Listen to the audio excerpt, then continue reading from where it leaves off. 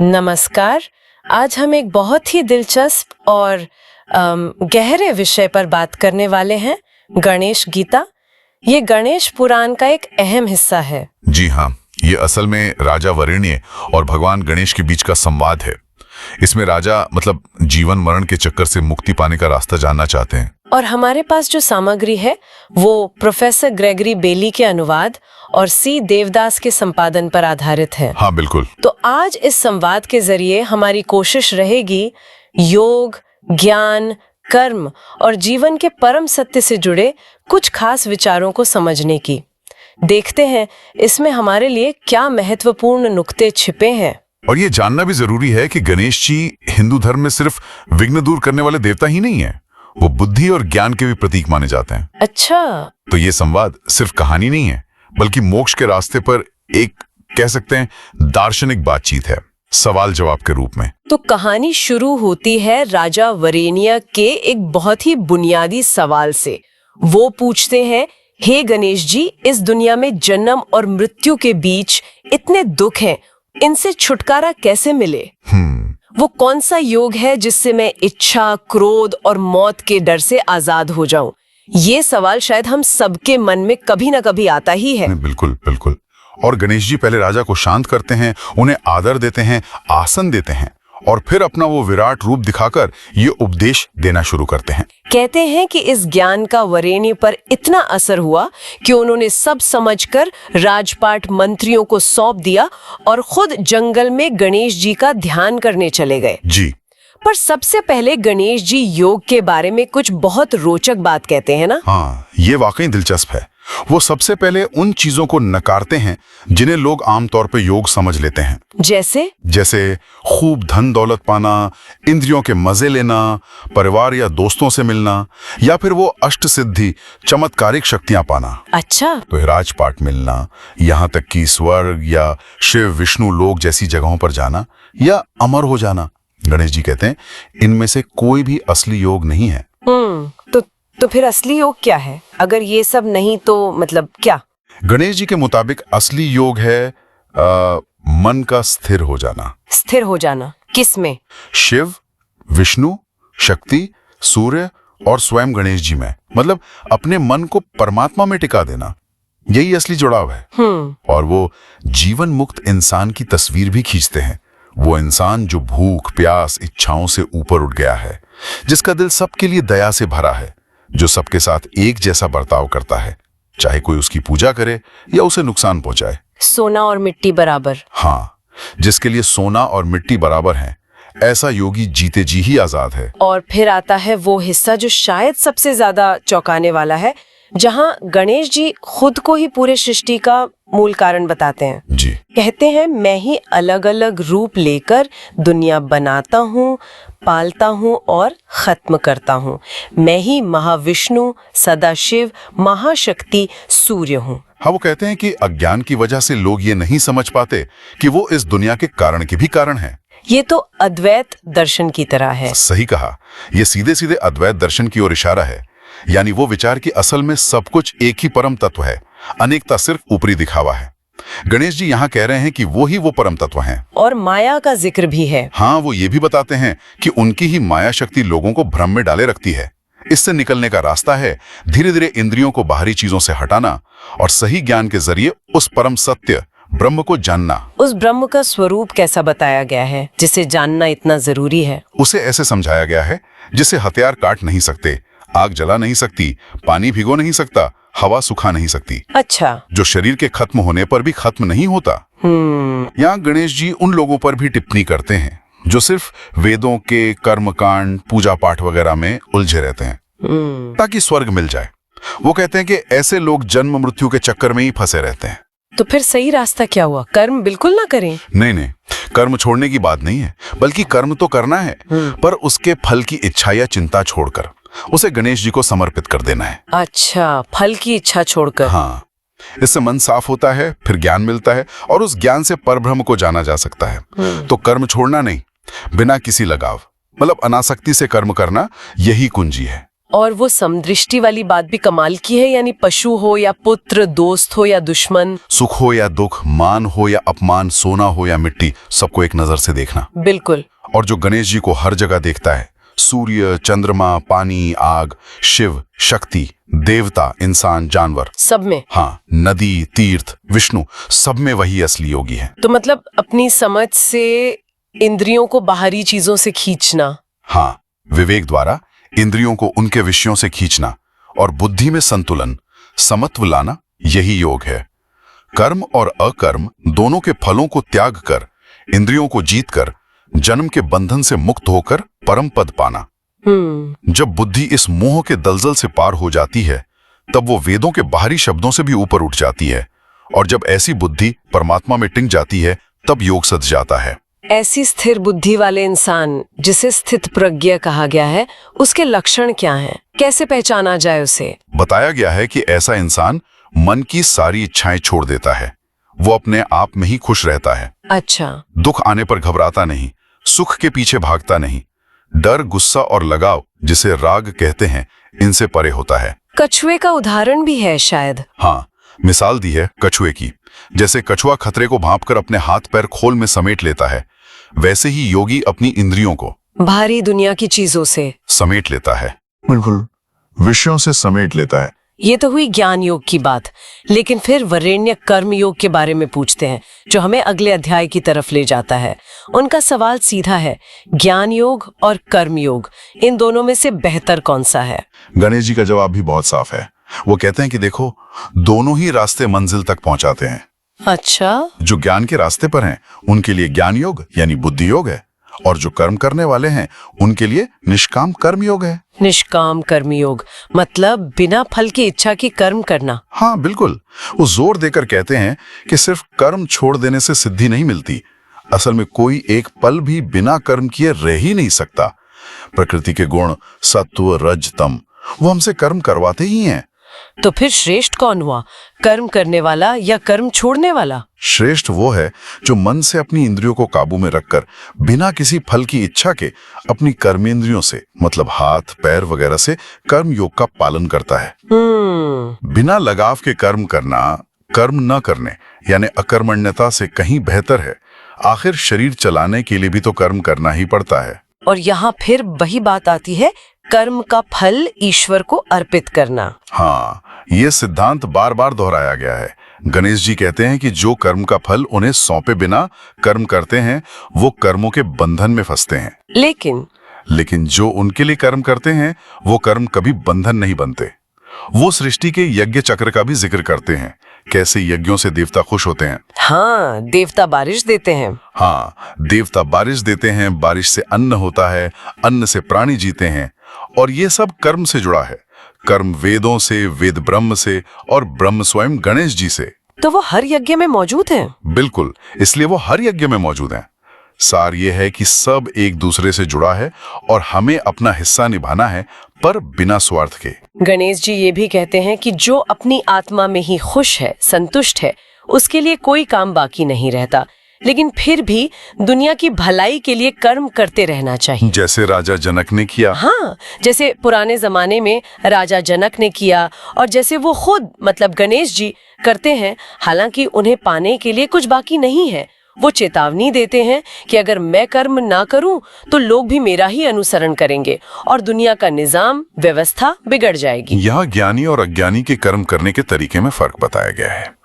अज्ञानी इंसान लगाव और अहंकार के साथ कर्म करता है, ये मैंने किया, जबकि ज्ञानी बिना लगाव के लोक कल्याण के लिए कर्म करता है। वो समझता है कि असल में वो खुद कुछ नहीं कर रहा, बल्कि प्रकृति के गुण ही अपना काम कर रहे हैं। इंद्रियां विषयों में लगी हैं, वो खुद को कर्ता नहीं मानता। तो फिर मन की शांति का रास्ता क्या है इस भाग दौड़ में? रास्ता वही है, सारे कर्म उनके फल की इच्छा छोड़कर मैं और मेरा का भाव त्याग कर गणेश जी को समर्पित कर देने से ही परम शांति मिलती है। इसमें एक बहुत ही प्रैक्टिकल सलाह भी है। अपना धर्म यानी अपना कर्तव्य, भले ही वो परफेक्ट ना हो, दूसरों के अच्छे से किए गए धर्म से बेहतर है। हाँ। अपने कर्तव्य को निभाते हुए मरना भी अच्छा है। दूसरे का कर्तव्य अपनाना खतरनाक हो सकता है ना? जी बिल्कुल। इसी बात पर वरेण्य एक बहुत गहरा सवाल पूछते हैं, प्रभु इंसान ना चाहते हुए भी जैसे किसी मजबूरी में पाप क्यों कर बैठता है? ये तो बहुत अहम सवाल है। हाँ, और गणेश जी का जवाब एकदम सीधा और सटीक है। इसकी जड़ है रजोगुण से पैदा होने वाला काम, यानी इच्छा, वासना और क्रोध। काम और क्रोध। हाँ, ये दो ही सबसे बड़े दुश्मन हैं। ये ज्ञान को वैसे ही ढक लेते हैं जैसे धुआं आग को, धूल शीशे को या झिल्ली गर्भ को ढक लेती है। इंद्रियां, मन और बुद्धि ये इनके अड्डे हैं, कह सकते हैं। तो इनसे बचने का उपाय क्या है? ये दुश्मन तो बहुत ताकतवर लगते हैं। उपाय है सबसे पहले इंद्रियों पर काबू पाना, फिर मन को जीतना, ज्ञान और विवेक को नष्ट करने वाले इन काम, क्रोध रूपी दुश्मनों को मारना। कैसे? आत्मा को बुद्धि से भी परे जानना और आत्मा के जरिए ही मन को स्थिर करके इन दुश्मनों का नाश करना। इसके लिए अभ्यास और वैराग्य की जरूरत पड़ेगी, जिसकी बात आगे आएगी। आगे बढ़ते हुए अध्याय 3 ज्ञान प्राप्ति योग पर केंद्रित है। यहाँ गणेश जी एक और राज खोलते हैं। जी, वो कहते हैं कि ये जो अविनाशी योग वो वरेण्य को बता रहे हैं, ये उन्होंने सृष्टि के शुरू में विष्णु को बताया था। अच्छा। विष्णु ने इसे आगे बढ़ाया और फिर ये ऋषियों तक पहुंचा, लेकिन समय के साथ ये ज्ञान धीरे धीरे खो गया। वही पुराना योग वो आज वरेण्य को फिर से बता रहे हैं। जाहिर है वरेण्य चौंक जाते हैं, पूछते हैं कि आपका जन्म तो अभी हुआ है, आपने सृष्टि के शुरू में विष्णु को ये कैसे बताया? हाँ, ये तो स्वाभाविक है पूछना। तब गणेश जी अपने असली दिव्य स्वरूप का खुलासा करते हैं। मेरे और तुम्हारे बहुत सारे जन्म हो चुके हैं, मैं उन सबको जानता हूं, पर तुम नहीं जानते। वो खुद को अजन्मा, अविनाशी और सभी प्राणियों का ईश्वर बताते हैं। और यहीं पर अवतार लेने का कारण भी स्पष्ट करते हैं। बिल्कुल, वो कहते हैं जब जब धर्म घटता है और अधर्म बढ़ता है, तब तब मैं अच्छे लोगों की रक्षा करने, बुरे लोगों का नाश करने और धर्म को फिर से स्थापित करने के लिए अवतार लेता हूँ। और जो कोई गणेश जी के इस दिव्य जन्म और कर्म के रहस्य को सही मायने में समझ लेता है, वो मरने के बाद फिर जन्म नहीं लेता, बल्कि गणेश जी को ही पा लेता है। तो गणेश जी तक पहुंचने का रास्ता क्या बताया गया है? इच्छा, डर और गुस्से से मुक्त होकर, मन गणेश जी में लगाकर, उनका ही आसरा लेके ज्ञान की अग्नि में तपकर पवित्र होना। अच्छा। ऐसे बहुत से भक्त उनके स्वरूप को पा चुके हैं। गणेश जी ये भी कहते हैं कि जो भक्त मुझे जैसे भजता है, मैं भी उसे वैसे ही भजता हूँ। मतलब जिस भाव से याद करो वैसा पाओ। हाँ, बिल्कुल वैसे ही पाओगे। वर्ण व्यवस्था के बारे में भी कुछ कहा गया है यहाँ। हाँ, गणेश जी बताते हैं कि उन्होंने ही इंसान की गुणों सत्व, रज, तम और कर्मों के आधार पर 4 वर्णों की रचना की है। ब्राह्मण, क्षत्रिय, वैश्य, शूद्र। जी, लेकिन वो कहते हैं कि हालांकि मैं इसका करता हूं, फिर भी मुझे अकर्ता और अविनाशी ही समझो। कर्म उन्हें बांधते नहीं, क्योंकि उन्हें कर्म के फल की कोई इच्छा नहीं है। जो इस रहस्य को जानकर कर्म करता है, वो भी कर्मों के बंधन से मुक्त हो जाता है। कर्म और अकर्म का रहस्य थोड़ा और समझाएंगे? ये अक्सर कंफ्यूजिंग होता है। हाँ, ये थोड़ा गहरा है। गणेश जी कहते हैं कि कर्म क्या है और अकर्म मतलब कर्म न करना क्या है, इसे ठीक से समझना जरूरी है। ज्ञानी इंसान वो है जो कर्म करते हुए भी उसमें अकर्म देखता है, यानी कर्तापन के भाव से मुक्त रहता है। हाँ, और अकर्म में भी कर्म देखता है, यानी निष्क्रियता में छिपे कर्म या उसके परिणामों को समझता है। वही बुद्धिमान और योगी है। अच्छा। जिसका हर काम इच्छा और संकल्प से परे है, जिसके सारे कर्म ज्ञान की आग में जलकर भस्म हो गए, वही असल ज्ञानी है। जो कर्म फल की इच्छा त्याग चुका है, हमेशा संतुष्ट है, किसी पर निर्भर नहीं है, ऐसा इंसान कर्म करते हुए भी असल में कुछ नहीं करता, क्योंकि वो कर्तापन के भाव से मुक्त है। इसके बाद कई तरह के यज्ञों का भी जिक्र है। हाँ, अलग अलग तरह के यज्ञ बताए गए हैं जो योगी करते हैं, जैसे देवताओं का पूजन, दैव्य यज्ञ, ब्रह्म को अर्पण, ब्रह्म यज्ञ, इंद्रियों को वश में करना, संयम यज्ञ, विषयों का त्याग, प्राणायाम, दान। हाँ, प्राणायाम, द्रव्य यज्ञ यानी दान, तपस्या, स्वाध्याय यानी ग्रंथों का अध्ययन और ज्ञान यज्ञ। लेकिन इन सब में ज्ञान यज्ञ को सबसे श्रेष्ठ बताया गया है। ज्ञान यज्ञ? जी, जैसे तेज आग लकड़ी को राख कर देती है, वैसे ही ज्ञान की आग सारे कर्मों को भस्म कर देती है। और ये ज्ञान मिलेगा कैसे? रास्ता बताया है। जो तत्व को जानते हैं, उन ज्ञानी गुरुओं के पास जाओ, उन्हें प्रणाम करो, उनकी सेवा करो और बिना किसी छल कपट के सवाल पूछो। तब वे तुम्हें उस तत्व ज्ञान का उपदेश देंगे। इस ज्ञान को पाने के बाद फिर कभी मोह नहीं होगा। इस ज्ञान से तुम सभी प्राणियों को पहले अपने अंदर और फिर परमात्मा यानी गणेश जी में देखोगे। कितना भी बड़ा पापी हो। हाँ, कितना भी बड़ा पापी क्यों ना हो, ज्ञान की नाव पर बैठकर पाप के सागर से पार हो सकता है। ज्ञान से बढ़कर पवित्र कुछ भी नहीं। जिसे श्रद्धा है, जो कोशिश करता है और जिसने इंद्रियों को जीत लिया है, वही इस ज्ञान को पाता है और पाते ही परम शांति को अनुभव करता है। लेकिन शक करने वाले का? शक करने वाले का नाश हो जाता है। संशय आत्मा विनश्यति। अगले अध्याय में वरेण्य फिर एक सवाल पूछते हैं जो कर्म और ज्ञान के बीच के संतुलन से जुड़ा है। कर्मों का संन्यास यानी उन्हें छोड़ देना और कर्म योग यानी कर्म करना, इन दोनों में यकीनन कौन सा बेहतर है? गणेश जी का उत्तर बहुत स्पष्ट है।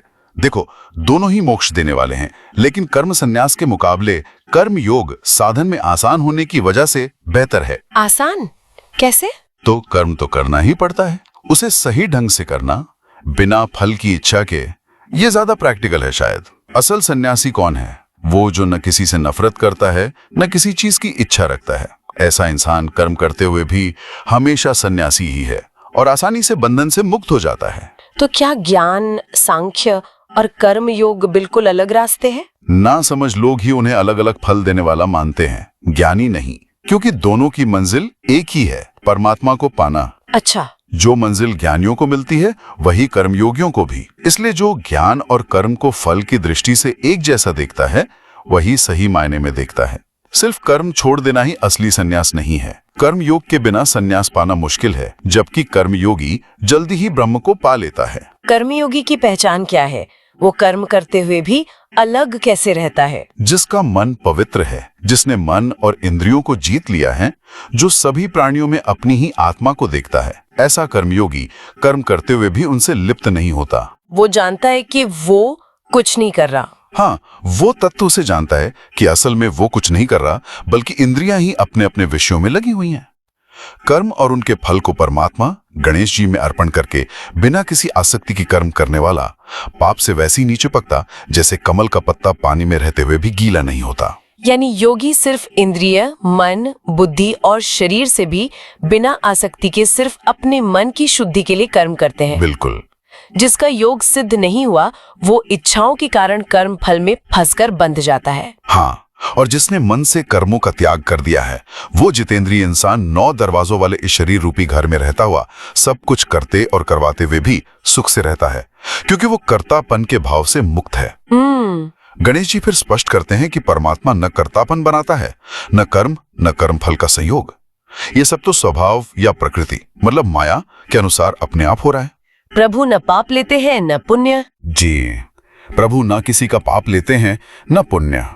अज्ञान ने ज्ञान को ढक रखा है, इसीलिए लोग भ्रमित हैं। और वो समदर्शन वाली बात यहाँ फिर आती है। हाँ, कि ज्ञानी लोग विद्या और विनय वाले ब्राह्मण में, गाय में, हाथी में, कुत्ते में और चांडाल में भी सब में एक ही परमात्मा को देखते हैं, समदर्शी होते हैं। ऐसे लोग जीते जी ही संसार को जीत लेते हैं, क्योंकि वो उस भ्रम में स्थित हो जाते हैं जो निर्दोष और सम है। तब वरेण्य पूछते हैं, हे प्रभु, तीनों लोकों में असली सुख आखिर है कहाँ? गणेश जी का जवाब बहुत सुंदर है। जो इंसान अपनी आत्मा में ही खुश रहता है, आत्मा में ही रमा रहता है, आत्मा से ही संतुष्ट है, वही कभी खत्म ना होने वाले सुख को पाता है।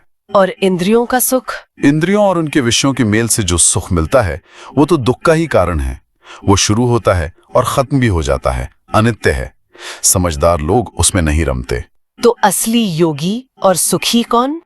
मन को इंद्रियों से खींचकर, नजर को भौहों के बीच टिकाकर, प्राण और अपान वायु को बराबर करके सांस को नियंत्रित करने की बात है।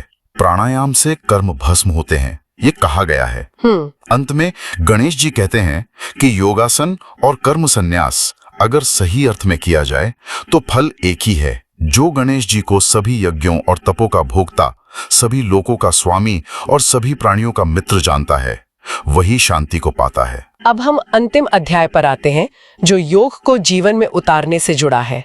गणेश जी फिर दोहराते हैं कि कर्म फल की इच्छा न करके अपना कर्तव्य कर्म करते रहना, यही असली संन्यास और योग है। हाँ, सिर्फ अग्निहोत्र छोड़ देना या कोई क्रिया न करना योगी या सन्यासी होना नहीं है। योग की सीढ़ी के बारे में क्या बताया है? हाँ, योग की सीढ़ी भी बताई है।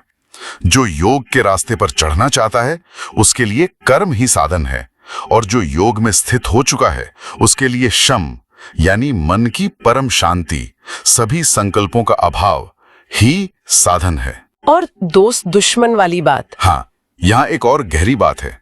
इंसान का दोस्त और दुश्मन कौन है? वो खुद ही। जिसने अपने मन को जीत लिया उसका मन ही उसका दोस्त है, जिसने नहीं जीता उसका मन ही दुश्मन की तरह काम करता है। योगाभ्यास के लिए कुछ व्यावहारिक निर्देश भी दिए गए हैं। हाँ, जैसे पवित्र जगह पर आसन लगाकर मन को एकाग्र करके इंद्रियों और चित्त की गतिविधियों को काबू में रखते हुए आत्मा की शुद्धि के लिए योग का अभ्यास करना चाहिए। और कहाँ नहीं करना चाहिए? हाँ, कहाँ अभ्यास नहीं करना चाहिए ये भी बताया है। शोरगुल वाली जगह, बहुत ज्यादा ठंड या गर्मी में, आग या पानी के पास, पुरानी टूटी फूटी जगह या दुष्ट लोगों के बीच अभ्यास ठीक नहीं। अभ्यास में रुकावटें भी आ सकती हैं। बिल्कुल, अभ्यास में आने वाली रुकावटें जैसे आलस, भूलना, बहरापन वगैरह, इनको भी योग के अभ्यास से ही दूर करने की बात कही गई है। तो योग की सिद्धि का राज क्या है? सफलता कैसे मिलेगी इसमें? सफलता का राज है संतुलित जीवन, जिसका खाना पीना, सोना जागना, काम करना सब कुछ संतुलित मतलब यथायोग्य है। उसी का योग दुखों का नाश करने वाला बनता है। और मन को वश में करने का तरीका? हाँ, तरीका भी बताया है। संकल्पों से पैदा होने वाली सभी इच्छाओं को पूरी तरह त्याग दो, फिर मन के द्वारा ही इंद्रियों को सब तरफ से रोको। धैर्य वाली बुद्धि से धीरे धीरे अभ्यास करो, मन को आत्मा में टिकाओ और फिर कुछ और मत सोचो। ये मन तो बहुत चंचल है। हाँ, ये मन बहुत चंचल है। जहां जहां भागे इसे वहां से खींचकर बार बार परमात्मा में ही लगाओ। और इसका नतीजा क्या होगा इस लगातार अभ्यास का? नतीजा ये होगा कि इस तरह हमेशा मन को आत्मा में लगाते हुए योगी परम शांति और ब्रह्म आनंद को पा लेता है। जिसका मन योग में सद गया है वो सबको समान भाव से देखता है, खुद को सभी प्राणियों में और सभी प्राणियों को खुद में। गणेश जी कहते हैं। हाँ, गणेश जी कहते हैं, जो मुझे यानी गणेश जी को सब जगह देखता है और सबको मुझ में देखता है, उसके लिए मैं कभी ओझल नहीं होता और ना वो मेरे लिए ओझल होता है। जो इस एकता में स्थित होकर सबका भला चाहने वाले परमात्मा का भजन करता है, वो योगी हर तरह से बर्ताव करता हुआ भी गणेश जी में ही रहता है। लेकिन यहाँ वरेण्य को एक बहुत ही स्वाभाविक शक होता है जी। वो कहती हैं, प्रभु आपने ये जो समता का योग बताया जी। ये मन तो इतना चंचल, इतना बलवान और जिद्दी है कि मुझे नहीं लगता कि ये हमेशा एक जैसा स्थिर रह सकता है। हाँ, वो तुलना करते हैं। मन को वश में करना तो मुझे हवा को काबू में करने जैसा मुश्किल लगता है। गणेश जी इस बात से सहमत हैं। वो कहते हैं, हाँ, इसमें कोई शक नहीं कि मन चंचल है और बड़ी मुश्किल से काबू में आता है, लेकिन इसे अभ्यास मतलब लगातार कोशिश और वैराग्य यानी विषयों से अनासक्ति के द्वारा वश में किया जा सकता है। अच्छा, अभ्यास और वैराग्य से। हाँ, जिसका मन वश में नहीं है उसके लिए योग साधना कठिन है, लेकिन जो कोशिश करता है और जिसने मन को वश में कर लिया है उसके लिए योग पाना संभव है। अब वरने का आखिरी और बहुत महत्वपूर्ण सवाल आता है। मान लीजिए कोई इंसान श्रद्धा तो रखता है लेकिन पूरी तरह संयम नहीं साध पाता और उसका मन योग के रास्ते से भटक जाता है, तो योग में सफल न होने पर उसकी क्या गति होती है? क्या उसका सब किया कराया बेकार जाता है? ये डर तो कई लोगों को होता है, पर गणेश जी यहाँ बहुत ही आश्वस्त करने वाला जवाब देते हैं। हे वरेण्य, योग के रास्ते से भटके हुए उस इंसान का न इस लोक में नाश होता है न परलोक में। अच्छा। क्योंकि आत्मा के उद्धार के लिए यानी परमात्मा को पाने के लिए अच्छा कर्म करने वाला कोई भी इंसान कभी बुरी गति को प्राप्त नहीं होता। तो फिर होता क्या ऐसे इंसान का? कहाँ जाता है वो? ऐसा योग भ्रष्ट इंसान पुण्य कर्मों के फलों को भोगकर मतलब अच्छे लोगों में कुछ समय रहकर फिर किसी पवित्र और सदाचारी या श्रीमान लोगों के घर में जन्म लेता है, या फिर योगियों के कुल में। हाँ, या फिर सीधे ज्ञानी योगियों के कुल में ही जन्म लेता है, जो कि और भी दुर्लभ माना गया है। वहाँ उसे अपने पिछले जन्म के योग संस्कार अपने आप मिल जाते हैं। अच्छा, वो संस्कार साथ रहते हैं। हाँ, और वो फिर से परमात्मा की प्राप्ति के लिए पहले से भी ज्यादा कोशिश करता है। कहने का मतलब है, अच्छी नीयत से किया गया प्रयास कभी व्यर्थ नहीं जाता। और इस पूरे गणेश गीता का सार या निष्कर्ष क्या निकलता है? गणेश जी अंत में कहते हैं, योगी तपस्वियों से श्रेष्ठ है, शास्त्र के ज्ञानियों से भी श्रेष्ठ हैं और सकाम कर्म करने वालों से भी श्रेष्ठ है। सकाम कर्म मतलब? फल की इच्छा से कर्म करने वाले। जी, इसलिए हे वरेण्य, तुम योगी बनो, और सभी योगियों में भी वो योगी मुझे सबसे ज्यादा प्रिय है जो मुझ में पूरी श्रद्धा रखता है और अपने अंतर मन से मुझ में यानी गणेश जी में लगा हुआ निरंतर मेरा भजन करता है। तो ये थी गणेश गीता की एक गहरी झलक राजा वरेण्य और भगवान गणेश के बीच का संवाद। हमने देखा कि योग का मतलब सिर्फ आसन या सांस की कसरत नहीं, बिल्कुल नहीं, बल्कि असली योग है मन का स्थिर होना, अनासक्ति, समदृष्टि और ईश्वर में ध्यान लगाना। ज्ञान और कर्म एक दूसरे के दुश्मन नहीं बल्कि पूरक हैं। हाँ, कॉम्प्लीमेंट्री हैं। और मन पर काबू पाना इस पूरी यात्रा का केंद्र बिंदु है। बिल्कुल। और शायद सबसे खास बात यह है कि गणेश जी स्वयं को ही परब्रह्म, सृष्टि का आधार और सब में व्याप्त बता रहे हैं।